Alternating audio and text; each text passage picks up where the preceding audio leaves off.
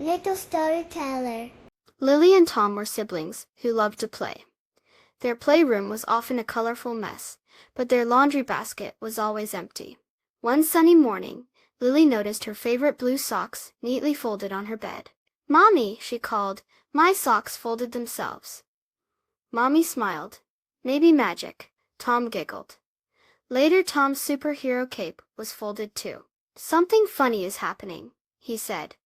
"Let's watch." They set up their toy camera facing the laundry basket. That night, they tiptoed to the door and peeked. Tiny sparkly creatures with big happy eyes fluttered around the clothes. One fairy with rainbow wings carefully folded a tiny shirt. Another, with shoes for hands, neatly paired socks. The next morning, Lily and Tom left a small colorful drawing near the laundry basket. It showed them smiling with the little laundry fairies. The following day, they found their favorite stuffed animals, a fluffy bunny and a brave teddy bear, sitting on their neatly made beds, each wearing a tiny perfectly folded bow. The laundry fairies had left a note made of flower petals.